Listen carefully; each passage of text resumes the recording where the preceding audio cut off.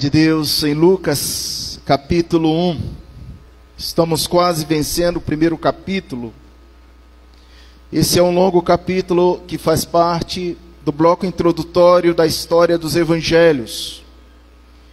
Você está participando do primeiro livro dos evangelhos, no Antigo Escrito.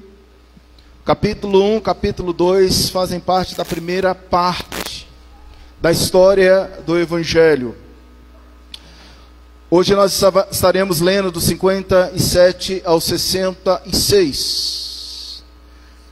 Pois, postura a palavra do Senhor, convido você a pôr-se em pé para essa leitura. Toda reverência ao nosso Deus, a Ele que já demos a glória, a honra.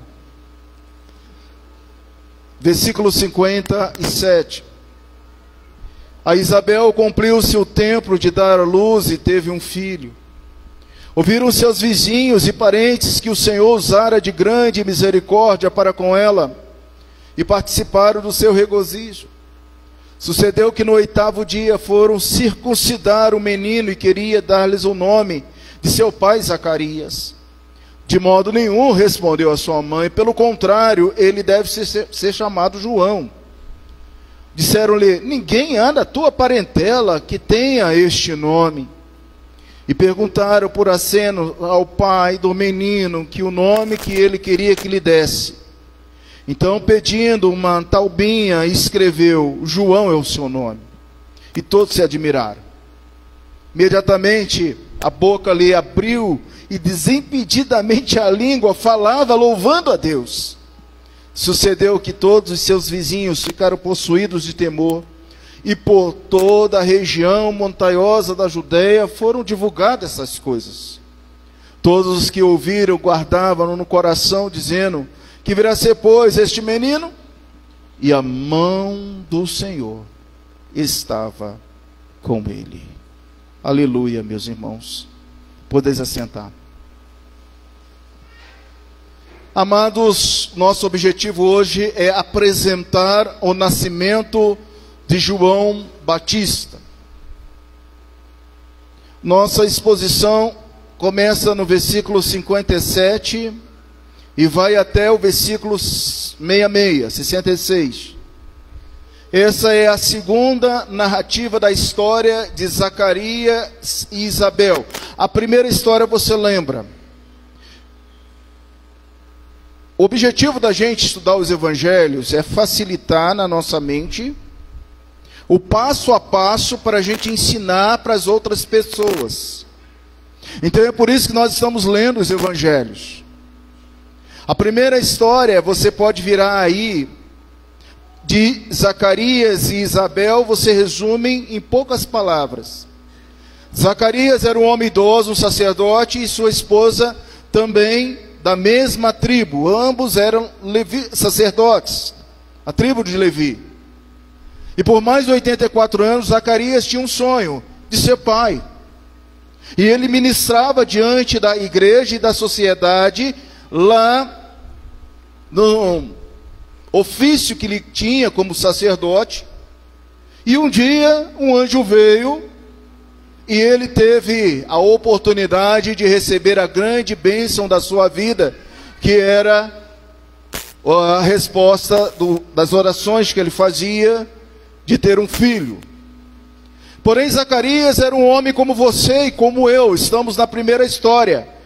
Muitas vezes nós somos céticos, e eu quero perguntar e você vai responder: há alguma coisa impossível para Deus?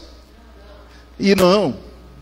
E Zacarias, naquele momento, ele questionou como ele, sendo velho, a sua esposa, sendo uma velha, poderia dar luz a um menino. E a partir daquele momento, ele fica mudo. Mas agora a gente está na segunda história. Você entra agora na segunda história de Zacarias e Isabel. E no próximo domingo a gente entra na terceira história deles, e aí terminamos a história de Zacarias. Acabou, sai de cena Zacarias. Mas hoje a história, ela se dá mais com a personagem Isabel. O que nós temos aqui, irmãos, nessa história, antes de entrar um pouquinho na história, nós estamos conhecendo Lucas. Lucas, o autor desse livro, o autor de Atos. Lucas, aquele que acompanhou Paulo em várias viagens, nem todas as viagens, cara, Lucas estava, mas na maioria das viagens, a miúde, Lucas estava com Paulo. Por exemplo, há uma cena em que nós podemos perguntar se ele estaria durante a prisão de Paulo em Cesareia, e nós vimos que não, provavelmente ele estava fazendo as suas pesquisas, escrevendo seu livro, mas em Cesareia ele não estava. Agora, já em Roma, na prisão definitiva do apóstolo, o médico Lucas estava ao lado de Paulo. Eu quero dizer para você que Lucas foi um médico amado pelo apóstolo Paulo. Atos 28, nós estamos caminhando para ver isso na leitura matinal.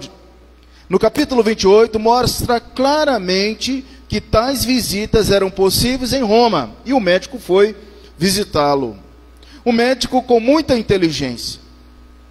Ao estudar o Evangelho de Lucas, você precisa ver a inteligência do autor. Você precisa perceber a sabedoria, a habilidade. E Lucas é um evangelho que atinge ao coração. Então você precisa filtrar pelo coração. Você precisa entender como é que ele escreve.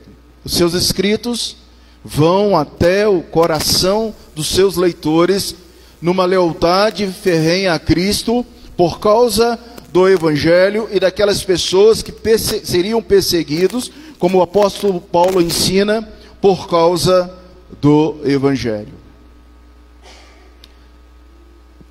Um pouco da vida de Lucas para você nessa noite. Lucas não foi casado. Ele não teve uma esposa. Alguém tão sábio, tão culto, não teve tempo para casar. Lucas não teve filhos. Lucas, ele viveu 84 anos e ele vai morrer na Beócia, como se lê num prólogo antimacionista. Macion era alguém que defendia em parte a Bíblia, ele era um herege, mas ele defendia que o único evangelho correto era o de Lucas. Então, o livro de Macion escreve muito sobre Lucas e coloca que ele morre aos 84 anos, sem filhos, sem herdeiros, sem esposa.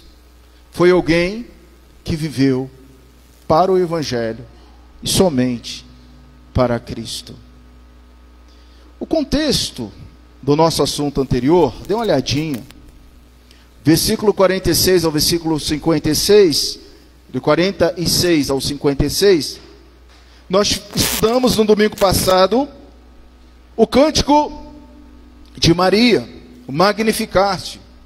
O Magnificat é um hino de louvor, a autoria de Maria, os seus corações e lábios vão vibrar ao visitar Isabel, a mãe do grande e último profeta.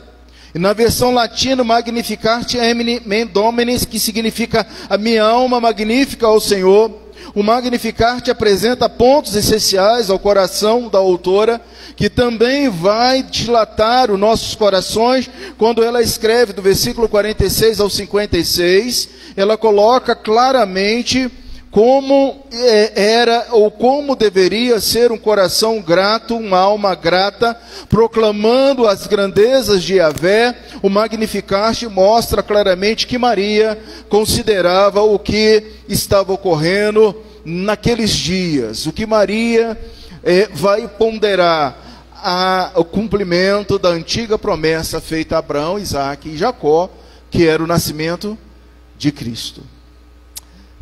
Mas isso ficou no domingo passado. Hoje, o nosso resumo é o seguinte: todo ministro, todo pastor deve pregar o arrependimento e a fé salvadora. Esse é o nosso assunto chave dessa noite. Então, antes de entrar nessa questão, eu preciso dizer para você que João Batista, que daqui a pouco vai entrar em cena, vai nascer, vai crescer, vai para o deserto, vai apresentar uma única mensagem. Você sabe qual era a mensagem que João Batista pregava? Qual era? A mensagem do arrependimento. E consequentemente ele apresentava a mensagem da fé salvadora. Você consegue já ver isso à luz desses versículos que nós acabamos de ler, do nascimento de João Batista? Dentro desses versículos, 57 a 66, é o que nós vamos mergulhar agora. Todo o texto mostra o nascimento, tem três coisas importantes nesse texto: o nascimento, a circuncisão e o nome que esse bebê receberia. Então a história, ela vai se passar, a segunda parte da história vai se dar naquela casa, a vida daquele casal de Zacarias e Isabel. E o versículo 57 começa dizendo: a Isabel cumpriu-se o tempo de dar à luz e teve um filho. Assim como é a expectativa de gerar, a ansiedade dos casais em ter o primeiro bebê, eu quero que você lembre agora do seu primeiro bebê, do seu primeiro filho. Como foi a ansiedade, como você estava. Eu digo que para nós lá em casa foi uma grande alegria quando ficamos sabendo que nós seríamos pais. Mas particularmente na minha vida bateu uma grande preocupação e uma grande ansiedade também nos momentos finais da gestação, no momento de dar à luz. Isso para quem está envolvido, talvez, eu não sei se aconteceu com vocês, meus irmãos, mas parece que os homens sofrem mais nessa hora. A esposa tem disposição, não sei se foi assim com você, mas eu lembro que Glauce teve disposição para a gente ir ela pediu, vamos numa cachoeira em Valença, misericórdia, era uma cachoeira linda, onde havia aquelas pedrinhas ensaboadas igual o sabão, e a Glauce ia com aquela barriga pisando de pedra em pedra, e ela queria tomar um banho de cachoeira, e ela tinha disposição, e eu olhava como marido para aquela cena. Imagine aí agora, segurando na mão, se ela caísse, eu ia cair, se eu escorregasse, ela ia escorregar. Saiu dali, daquela cachoeira, ela teve disposição de arrumar toda a casa, chegou em casa vibrando, numa atividade, lembra bem, deixou tudo organizado. Não, tem que deixar isso aqui organizado, eu vou para a casa da minha mãe, eu vou para Paraíba do Sul, mas eu tenho que deixar as roupinhas ajeitadas, ali, aquilo ali. Eu falei, misericórdia, eu preocupado, está chegando a hora, e para melhorar, ela passa mal no sábado, e no domingo eu tenho que estar na igreja pregando, não tinha ninguém para pregar, e Glauce vai, pega um chevetinho que nós tínhamos, que era um fumacê, aquilo troço não andava direito, andava e parava, falei assim, eu vou, não, eu vou, e ela naquela energia, eu preocupado, termino de pregar o sermão, não espero nem o tríplice amém, entro no carro e vou embora também para Paraíba do Sul. Quando eu chego lá, passa a noite, falei, esse bebê não nasceu. Vem a segunda-feira, dá 7 horas da manhã, e Glauce lá, e está chegando a hora, não nasceu. Vai ser, foi na segunda, 9h30 da noite? Eu estou ainda às 7 horas da manhã, eu vou chegar 9h30 da noite, a cabeça está funcionando. Aí, da tarde, Glauce cortando de dor, e vai para lá, 3 horas da tarde, eu fico lá embaixo do hospital, Valdeir andando para baixo, para cima, assim, para lá, para cá, nasce, não nasce, era parte natural, ia numa ansiedade, até que deu o momento de Thalita nascer, perto de 9h30, 9 alguma coisa. Aí diz Glauce que via minha gargalhada com o menino lá embaixo, com o cunhado lá embaixo, uma ansiedade. Você vai passar por isso ainda, Romário? Tenha fé. Você imagine esse quadro de João, esse quadro de Isabel e Zacarias, porque João estava para nascer. O versículo 57 veio, e cumpriu o tempo de dar à luz, e quando chega a hora de nascer, vem. Então vem esse menino, E a alegria vai invadir aquela casa. Não era um hospital, não tinha cesariana, não tinha médicos, não tinha umas parteiras lá da cidade, alguém acostumado a ajudar nesses momentos, sempre teve na história, mas não teve cesariana, não teve arraque, não teve tantas e tantas coisas que tem hoje. E ali ouviram os seus vizinhos e parentes que o Senhor usara de grande misericórdia para com ela, e participaram do regozijo. O texto mostra o nascimento, terminado o período normal. Depois da concepção, Isabel dá à luz a um filho, e era um menino, como havia o anjo dito. Você lembra que foi dito isso, que seria João, um menino? O anjo falou sobre isso.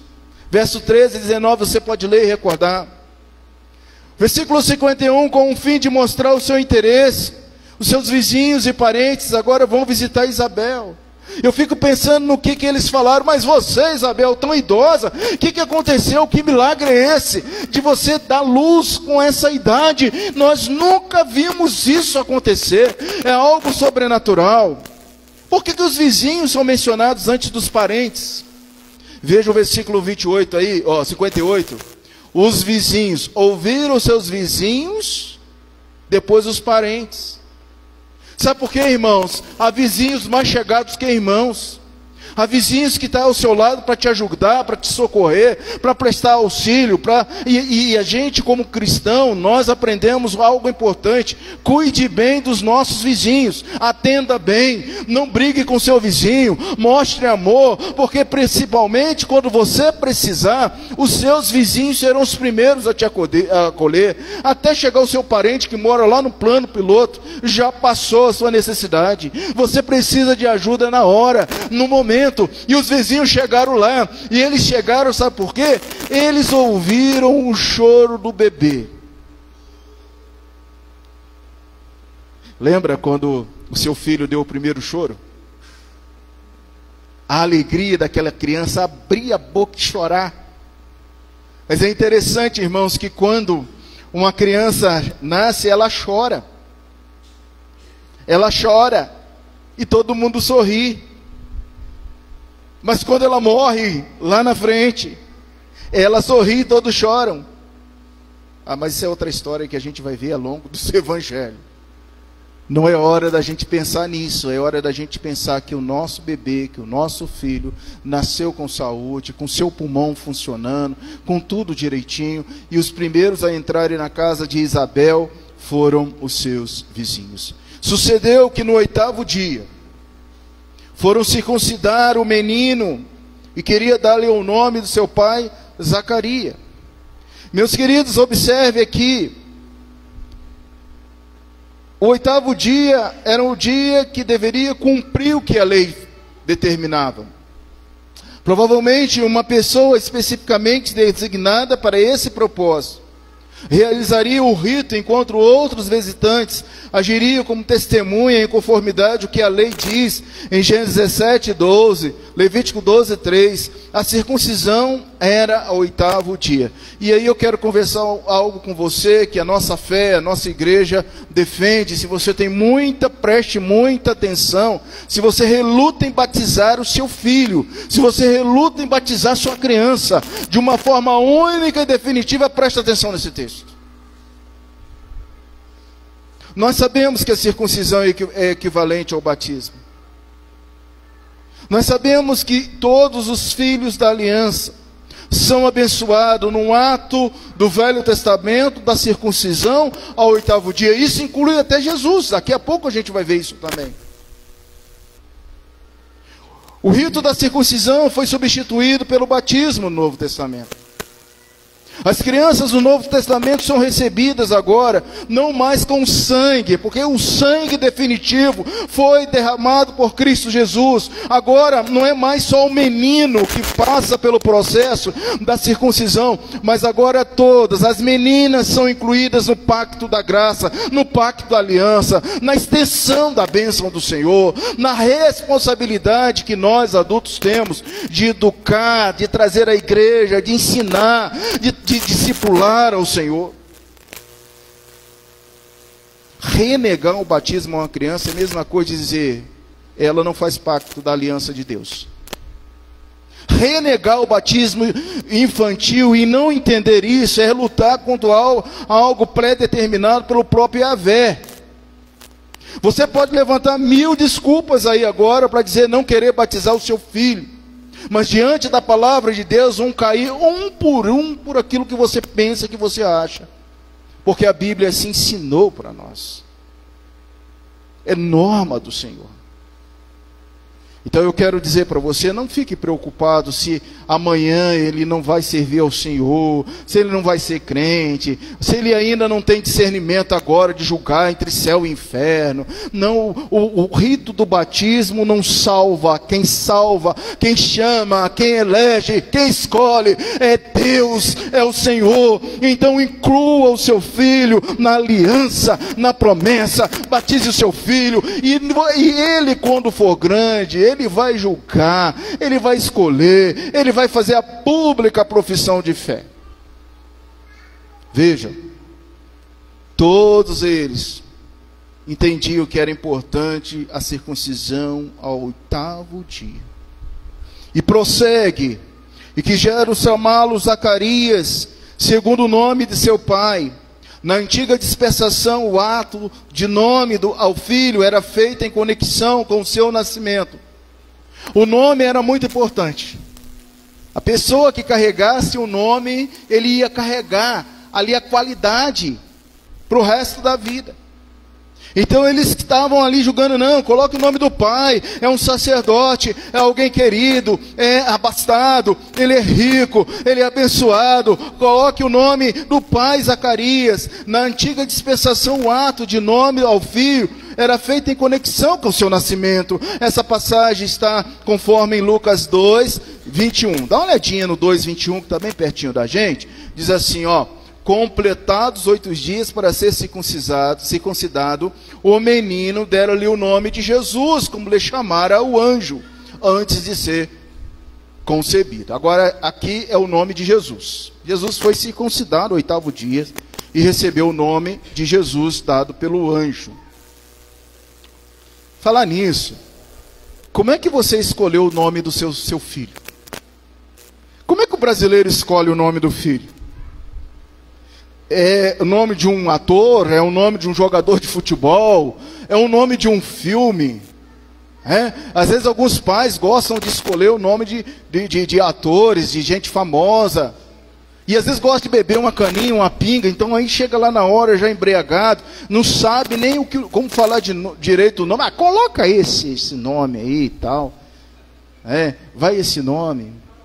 Mas você que é cristão, você que vai ter seus filhos, pense que colocar um nome num filho, numa filha, é uma coisa de suma responsabilidade. Eu perguntei à minha mãe por que ela colocou o nome, me deu o nome de Luiz André.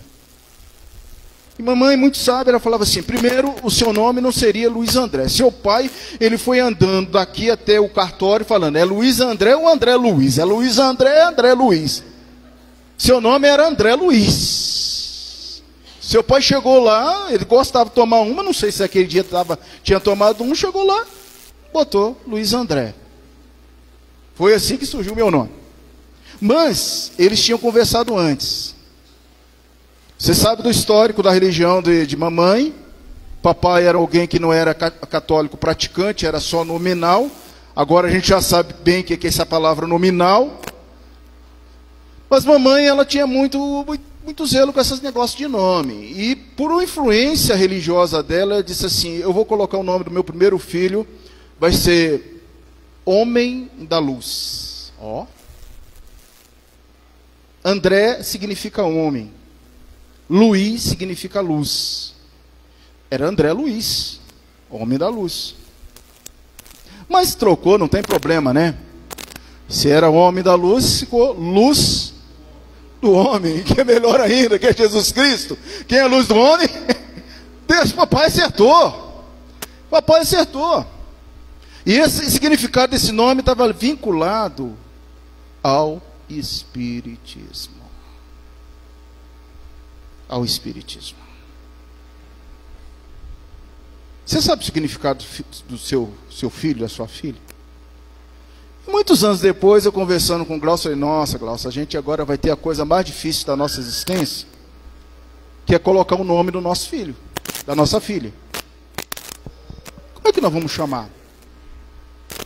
E foi tão interessante escolher o nome, porque a gente falou assim, menina, Talita. Sempre esse nome Talita veio à mente da gente. Então foi uma homenagem à linguagem grega, Talita, Talita Cumi, Talita menina, Libni, hebraico. E a gente foi procurar o que significava a tribo dos libnitas. O nome dela é Talita Libni. Libni, esse nome Libni chama muita atenção. Hebraico. Tribo dos libnitas, tribos pura, separada no Velho Testamento. Menina separada foi o significado da minha filha. Mas qual o significado do nome dos seus filhos?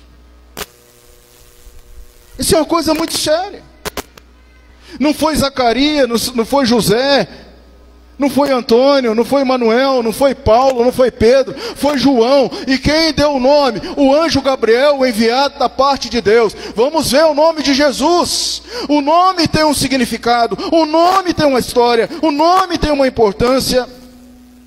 Nenhuma de nossas fontes mostra que era um costume nos tempos bíblicos dar ao menino o nome de seu pai, provavelmente de um parente, como é possível, está implícito no verso 61, veja o verso 61, disseram-lhe, ninguém há na tua parentela que tenha esse nome, você vai colocar um nome estranho na sua parentela, na sua linhagem.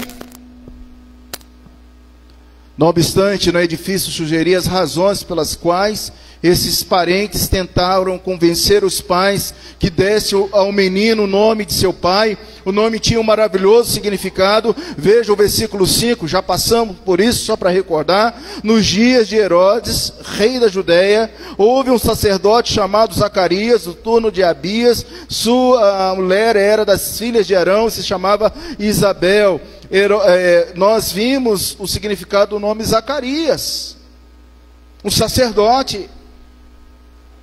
Aplicável também à presente situação, aos mistérios, aos acontecimentos, à visão do templo. Tudo isso acenava para que esse menino pudesse ser chamado Zacarias. Mas o versículo 60 diz que Isabel não hesitou nem por um momento, e ela sabia que por intermédio do anjo Gabriel, o nome já havia sido escolhido, o menino se chamaria João, verso 13, como era possível que ela soubesse disso?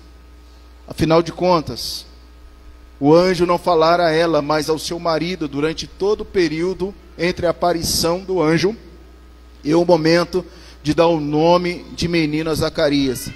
Estivera privilegiado a faculdade da fala. A solução, o marido de Isabel teria feito bom uso de sua tabuleta ao escrever.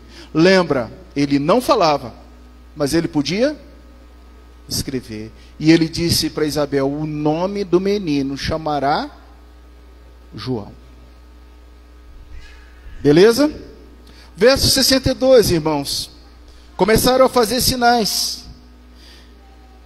E perguntaram por acenos ao pai do menino, que nome queria que lhe desse. Então, no 62, o homem que aqui está, começa a fazer sinais, mas porque o homem não era surdo ou era surdo? Antes de dar resposta a esta pergunta, é preciso realçar que a palavra akrófos no grego, é usada aqui por Lucas como 1:22, é traduzido por mudo. Você já viu um surdo mudo? Existe essa questão. Pode ter qualquer um dos três significados, dependendo do contexto de cada caso específico. Os três são surdo, mudo e mudo. A palavra qual é o significado dessa palavra aqui no 1:22? As opiniões são várias, divergentes.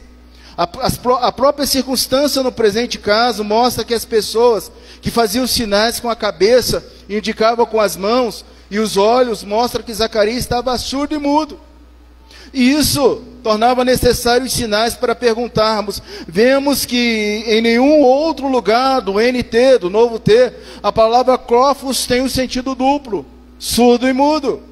Em Marcos 9:25 você lê, onde os dois sentidos se acham combinados, são usados as duas palavras no originais. A palavra diz espírito mudo e surdo, assim literalmente como sendo o mesmo termo. Mas o que nós podemos chegar à conclusão é adicionar ao versículo 64, que nós estamos lendo: imediatamente a boca lhe abriu, e desimpedidamente a língua falava e louvava a Deus. Nós podemos ver que a restauração de Zacarias, onde novamente a referência é simplesmente a restauração de Zacarias, a referência aqui é a restauração do poder da fala, não da audição. Isso significa que ele estava apenas mudo. Ele não era surdo e mudo. Ele ouvia tudo o que acontecia.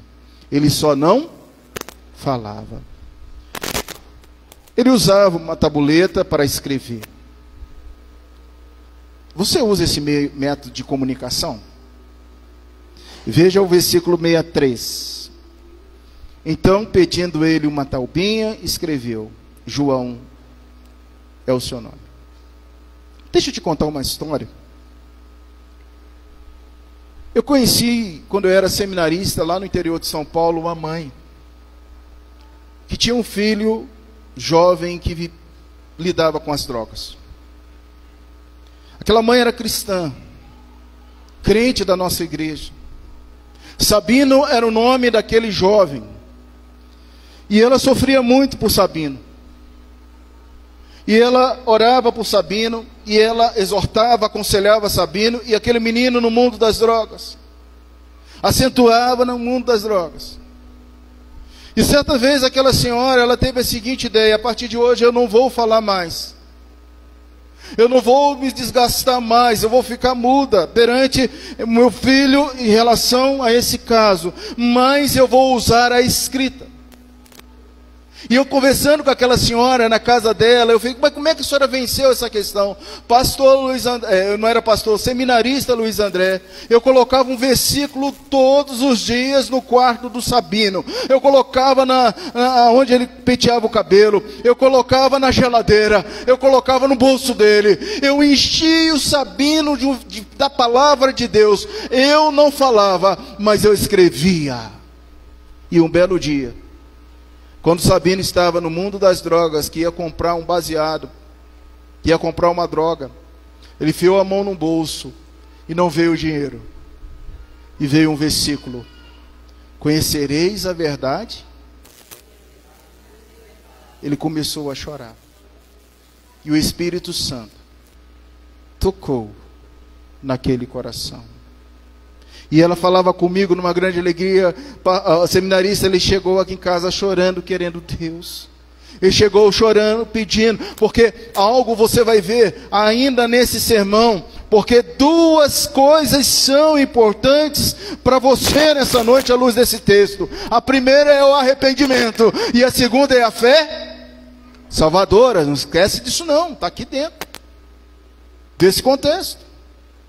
E ela disse que ali o Espírito Santo desencadeou na vida dos filhos um arrependimento profundo. E o arrependimento profundo leva as pessoas a desejar o Senhor, a desejar a mudança, a desejar uma nova vida, a desejar um novo estágio, a desejar que a sua língua salte, que ele volte a falar, mas que ele não volte a falar qualquer coisa, mas que ele volte a falar louvando a Deus.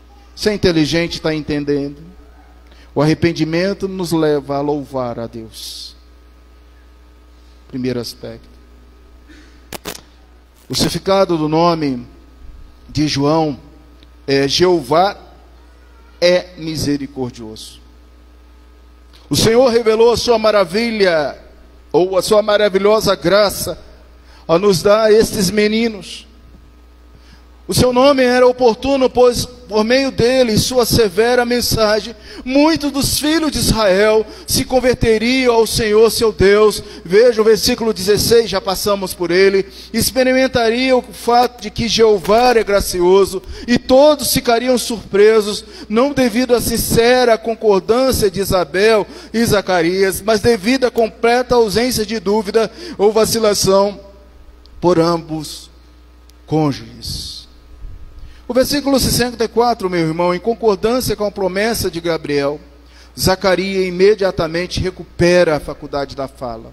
No estilo tipicamente semítico, somos informados que a boca de Zacarias foi aberta, sua língua liberada, e ele começou a falar, bendizendo, louvando a Deus. O versículo 65 mostra um estilo hebraico ou aramaico de escrever o seguinte, literalmente, veio temor sobre todos os que viviam ao redor deles.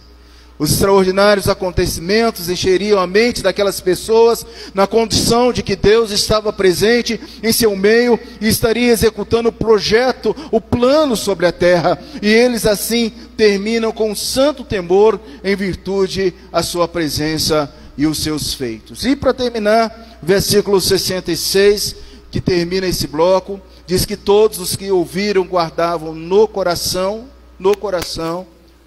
dizendo: que virá ser, pois, este menino? E a mãe do Senhor, a mão do Senhor estava com ele. Uma coisa muito bacana que todos os pais vivem é isso. O que vai ser a minha filha quando crescer? O que vai ser meu filho quando crescer? Há uma expectativa na vida da gente em pensar, meu filho, meus filhos, o que serão quando crescer? Isso é uma expectativa. E essa era a expectativa na vida dos vizinhos, na vida da Isabel, na vida de Zacarias, na vida de todos que ali estavam, porque há algo importante e nós precisamos entender hoje, através da fé salvadora que você tem, da certeza da salvação que você tem, de que os seus filhos têm as boas mãos do Senhor. Eu quero dizer algo para você hoje, se você já perdeu a sua fé e a sua esperança sobre os seus filhos. Você tem que orar mais. Você tem que confiar mais. Você como pai, você como mãe, tem que dobrar os seus joelhos e dizer que a boa mão do Senhor esteja sobre você, meu filho. Sobre você, minha filha. Essa é uma expectativa maravilhosa. Nutrir de esperança a respeito daquele menino. Talvez eu contei um pouquinho da minha história, do significado do meu nome aqui para você. Talvez minha mãe não podia nunca esperar que eu seria um pastor. Luz de Cristo, luz para você nessa noite. Quantas pessoas a gente tem falado do Evangelho? Quantas pessoas a gente tem ministrado? Será que você pensou nisso quando você colocou o nome do seu filho, da sua filha, da história? Não sei, talvez se você não pensou isso, você agora pode pensar que a boa mão do Senhor esteja sobre os meus filhos, sobre a minha filha. E tem alguns que já podem dizer, alguém aqui é avô, é avó? A senhora, vocês podem dizer sobre os meus netos, segunda geração. Olha que coisa maravilhosa. Que responsabilidade maravilhosa. A confissão de fé, meus irmãos queridos, no capítulo de número 15, trata sobre o duplo aspecto arrependimento, fé salvadora. O primeiro artigo diz: o arrependimento é para a vida, é uma graça evangélica. O arrependimento é uma doutrina que deve ser pregada por todo ministro do Evangelho, por todos os servos do Senhor. Por você deve pregar o arrependimento para a vida, tanto quanto a fé em Cristo Jesus. Será por que esses homens estavam falando sobre isso? Porque a minha esperança hoje é que a sua língua louve ao Senhor, como de Zacarias. O meu desejo hoje é que a sua vizinhança veja a sua casa e diga: daqui a pouco eu vou falar sobre isso. Grandes coisas o Senhor tem feito na família do meu irmão, no lar da minha irmã. Olha, queridos, tome posse disso. Sua vida, sua casa, seu lar, sua família precisa desfrutar da boa mão do Senhor, da presença do Senhor. Atos capítulo 11, 18 diz E ouvindo essas coisas, apaziguaram-se e glorificaram a Deus, dizendo: logo também os gentios foi por Deus concedido o arrependimento para a vida. Arrependei-vos hoje. Essa é a mensagem do Senhor para você nesse momento. Arrependei-vos hoje. Marcos capítulo 1, versículo 15, dizendo: o tempo está cumprido e o reino de Deus está próximo. Arrependei-vos e credes no Evangelho. E olha, se ouvires a minha voz hoje, arrependei-vos. Essa é a primeira palavra. Arrependimento é para a vida. É o que eu estou aqui pregando. É o que o texto coloca para nós já no nascimento de João Batista. A disciplina de Deus não haveria mais sobre a vida de Zacarias. O sacerdote top, justo, santo, a sua língua agora é recuperada, e ele parte para falar, para louvar, para adorar a Deus, arrependido daquilo que ele havia feito, desconfiado do poder da atuação do Senhor. Irmãos, para Deus não existe nada impossível. Ele cura, Ele liberta, Ele restaura, Ele refaz, Ele atua agora, nesse momento. Atos 20, 21 diz: testificando tanto a judeus quanto a grego o arrependimento para com Deus e a fé em nosso Senhor Jesus Cristo. Amém? Eu quero concluir essa fala dessa noite. Ao estudar o tema nascimento de João ou Batista, nós vimos a alegria de Isabel e seus vizinhos parentes. 57 e 59. Quando foi a última vez que você se alegrou com alguém? Quando foi a última vez que você se alegrou com aquele vizinho que mora perto de você? Quando foi convidado para uma festa? Nós devemos aprender que é um dever alegrar com os que estão alegres, isto é, o cristão é alegre, ele é bendito. Nós estudamos isso, ele pode até não estar alegre, mas que ele é um abençoado, ele é um baruque. Ele é abençoado. Você busca alegria no Senhor. O Senhor é sua força, o Senhor é sua alegria. Segundo os planos de Deus, não podem ser frustrados, até mesmo o nome de João for estabelecido por Deus. Deus já estabeleceu bênçãos para essa igreja. Deus estabeleceu vitórias para você durante esse ano. Deus estabeleceu vitórias para nós. Os planos de Deus jamais morrerão. Os planos de Deus jamais se frustrarão. Você crê nisso, meu irmão? Porque muitas vezes nós estamos tão desanimados, nada acontece na nossa vida. Talvez você entrou aqui nessa noite achando: ah, meu Deus, é um fim, eu não aguento mais, estou desesperado. Senhor, quais são os seus projetos, os seus planos na minha vida? Você realmente crê? Quantos que estão aqui crendo? Senhor, levante a mão assim: eu creio. Glória a Deus. Glória a Deus por isso. Creia sim que os planos de Deus vão se cumprir. Eu, quando olho para o lar de Zacarias e Isabel, eu vejo algo que nós precisamos recuperar nessa noite. Eu quero falar para você, casal, para mim, para quem está aqui nessa noite que é casado. Sabe o segredo da felicidade do lar, moço? Sabe, meu irmão, o segredo da felicidade do lar? O texto nos ensina dessa noite. Feliz é o lar onde o pai e a mãe concordam em fazer a vontade de Deus. Leia o versículo 60 e 63. Feliz é o lar onde o pai e a mãe concordam em fazer a vontade de Deus. Não, o nome já foi escolhido por Deus. É João, não é Zacarias, não é Manuel, não é Pedro. O nome não é Tiago, o nome é João. E feliz é o lar onde o pai e a mãe concordam em fazer a vontade de Deus. Você quer felicidade no seu lar? Pergunta à sua esposa: o que vocês estão fazendo com a palavra? O que vocês estão fazendo com o plano de Deus? O que vocês estão fazendo com os sonhos de Deus? O que? Concorde, leiam a Bíblia, oram juntos, chorem juntos, esperem juntos, tenham fé juntos, proclamem juntos. Eu não posso sair daqui sem aplicar essa passagem ao meu coração. Ao longo do tempo que Zacarias ficou mudo, foi um processo disciplinar. Eu não posso virar essa fase da segunda história de Zacarias sem falar dessa palavra disciplina. Você talvez possa estar sendo disciplinado por Deus.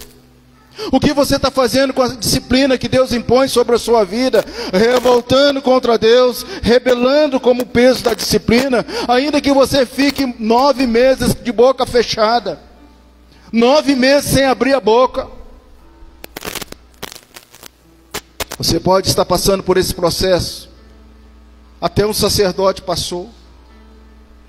Imediatamente após a disciplina, diz a Bíblia que toda disciplina é boa, é perfeita, é doce, é agradável. Você não vê Zacarias brigando com o anjo Gabriel. Você não vê Zacarias brigando com Deus. Você vê Zacarias louvando a Deus, arrependido. Senhor, perdoe, mas eu quero agora contar das tuas grandezas. O Senhor me fez pai, o Senhor me tirou o opróbrio, e nós vamos festejar, porque o Senhor mudou a minha sorte, o Senhor cuidou de mim. Deixa o Senhor te disciplinar. O Senhor disciplina aqueles que o amam. Tem crente rebelde contra a disciplina de Deus, e o indivíduo não vai a lugar nenhum, porque está rebelando contra a disciplina do Senhor. Aprenda isso, irmãos. A boca foi aberta, a língua liberada, e como Deus mal pudesse esperar para remover o castigo e recompensar a obediência, a tua disciplina vai passar, Deus vai recompensar. Seja obediente. Ele começou a falar e a louvar a Deus. O primeiro uso que Zacarias fez da sua fala foi recobrada para louvar a Deus. E o que você faz depois de uma disciplina? Você esquece, e você cai no mesmo pecado, e você esquece, você comete as mesmas coisas. Arrependei-vos, meus irmãos. É preciso arrepender, é preciso voltar para o Senhor, é preciso voltar para aquele que sabe todas as coisas. Deus está logo querendo tirar essa cruz pesada. Há uma ilustração holandesa, trago lá da Holanda para você, que diz assim: o oprimido pela minha cruz, a vara eu enviei. Mas quando eu sou oprimido pela cruz e pela vara que Deus enviou, não busco a causa, mas eu busco o propósito. Os holandeses pregam dessa forma. Qual é o propósito da disciplina sobre a sua vida? Lembre-se que Deus disciplina os seus filhos porque Ele o ama. Agora, coletivamente, meus irmãos, hoje nesse culto a Deus, como eu posso melhorar a minha vida? Eu quero dizer para você que a sua conversão não foi à toa, que o seu chamado eficaz, seu chamado irresistível não foi à toa, que a sua conversão, sua regeneração foi obra de Deus. Vou falar devagar. Você está aqui pela obra de Deus, pela misericórdia de Deus, pela graça de Deus. Nós estamos aqui não porque a gente já acostumou no modo sistêmico, tradicional. Não tenho nada para fazer, eu vou lá. Não, nós viemos porque o Senhor nos chamou, porque o Senhor nos permitiu, porque o Senhor nos deu uma nova vida. Então é melhor dizer daquilo que o Senhor está fazendo, do que ser mexeriqueiro sobre a vida dos homens, sobre os fatos vazios, sobre causas secundárias. Eu quero te desafiar nessa semana, assim como aquelas pessoas ali viram o nascimento sobrenatural de João Batista, e eles começaram a comentar sobre o nascimento sobrenatural de João Batista. Veja que precisamos, eu quero te desafiar essa semana. Veja que precisamos comentar mais sobre os fatos, os milagres e os feitos de Jesus na Bíblia, que já aconteceram na nossa vida também. Comente isso. As boas novas, você sabe que isso são os evangelhos. E os evangelhos, boas novas, significa boa notícia. Ela precisa ser comentada em toda parte. Amados, essa semana comente mais sobre os evangelhos. Comente com aquela pessoa que precisa ouvir uma história boa, uma história de fé salvadora, porque a mão do Senhor estava de fato com ele, porque a mão do Senhor está de fato sobre a sua vida. Você tem o hábito de agradecer mais do que pedir? Que tal você agradecer mais?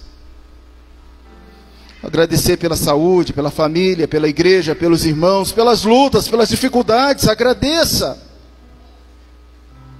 A boa mão do Senhor está sobre você. Essa é a realidade sua, da sua casa. Será que essa realidade é só para alguns ou é para todos aqueles que servem ao Senhor? Como você pode reconhecer coletivamente a boa mão do Senhor?